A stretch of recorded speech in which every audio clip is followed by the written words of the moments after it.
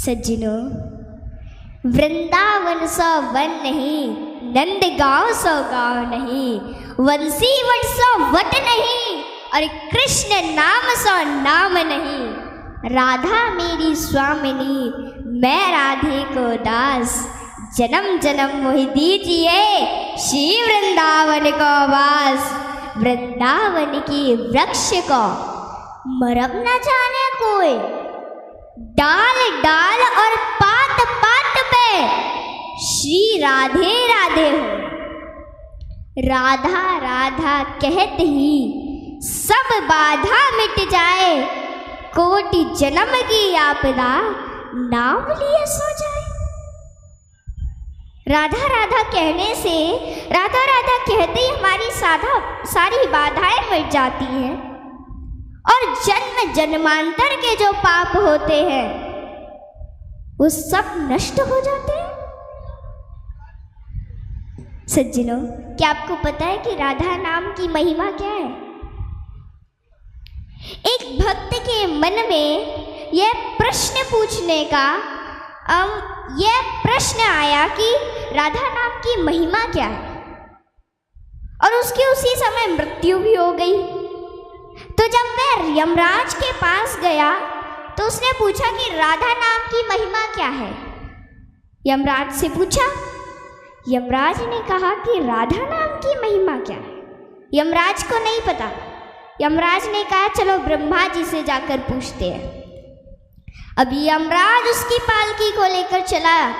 यमराज खुद उसकी पालकी को चला रहा है। सोचिए, वो ब्रह्मा जी के पास गए। ब्रह्मा जी से उस व्यक्ति ने यही प्रश्न पूछा कि राधा नाम की महिमा क्या है। तो ब्रह्मा जी बोले यह तो हमें भी नहीं पता, चलिए शंकर जी से जाकर पूछते हैं। अब ब्रह्मा जी भी उनकी टोली में लग गए। अब शंकर जी के पास गए तो वही प्रश्न फिर पूछा गया। शंकर जी को भी नहीं पता। शंकर जी भी उसकी टोली पर अपनी गोद में बिठा लिया और ब्रह्मा विष्णु जी है ना, वो ब्रह्मा जी से बोले, शंकर जी से बोले कि जाओ, अब तुम लोग जाओ। तो यमराज, ब्रह्मा जी और शंकर जी ने पूछा कि प्रभु आप पहले यह तो बता दीजिए कि राधा नाम की महिमा क्या है। तो प्रभु ने कहा, अरे मूर्खो, तुम्हें अभी तक समझ नहीं आया कि अरे जिसको मेरी गोद प्राप्त हो गई, ये राधा नाम की महिमा है प्यारे। एक बार राधा नाम बोलने से जन्म जन्मांतर के पाप नष्ट हो जाते हैं। इसीलिए कुछ भी करिए लेकिन राधा नाम कभी मत छोड़िएगा। एक बार जब ब्रह्मा जी सृष्टि का निर्माण कर रहे थे, तब एक बार उनके पास संत और देवता लोग आए और उन्होंने कहा कि प्रभु, आपको पृथ्वी पर भेजने के लिए अन्य और कोई जीव बनाने में इतना समय नहीं लगा जितना आपको स्त्री बनाने में समय लगा है। तो स्त्री बनाने में प्रभु इतना समय क्यों लग रहा है? तो ब्रह्मा जी ने पता क्या कहा? माताओं, इस बात को ध्यान से सुनना।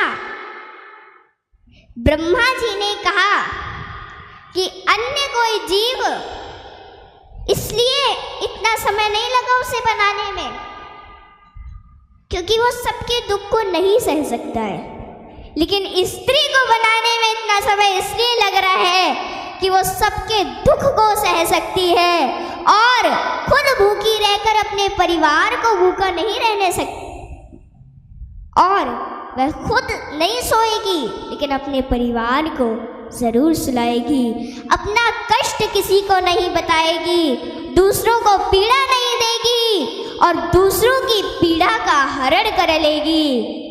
इसलिए मुझे स्त्री बनाने में इतना समय लगा है। ये ब्रह्मा जी ने कहा देवताओं और संतों से। तो माताओं, यदि आप ब्रह्मा जी की इस बात को सत्य करेंगी? नहीं, मतलब मेरे कहने का तात्पर्य है कि अभी की जो माताएं हैं, कुछ माताएं ऐसी हो गई हैं जो चुगलियां बहुत करती हैं। सच बता रही हूँ, वो चुगलियां बहुत करती हैं। इसलिए और हाँ, एक कथा याद आई मुझे। एक पंडित जी थे, उनका नाम था अजामिल। अजामिल पंडित जी बहुत सुशील थे, बहुत सुशील ब्राह्मण थे। एक दिन वह जंगल से लौट रहे थे अपनी नित्य कर्म को करके।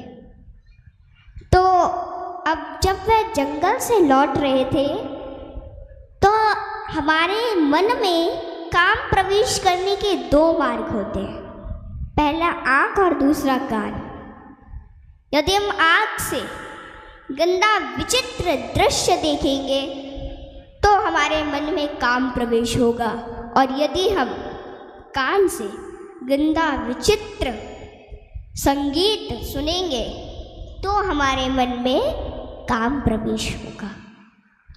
अब वहाँ पर अजामिल पंडित जी ने एक वैश्या को किसी पुरुष से संबंध करते हुए देख लिया।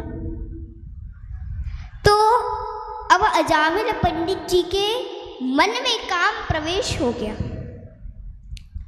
अजामिल के मन में काम प्रवेश हो गया तो अजामिल उस गणिका के पास गया और उससे जाकर के कहा कि देवी, हमारे घर चलोगी? हमारे घर बहुत सा धन है। और गणिका को तो धन ही चाहिए था। गणिका बोली, ठीक है, चलिए। अब गणिका चली।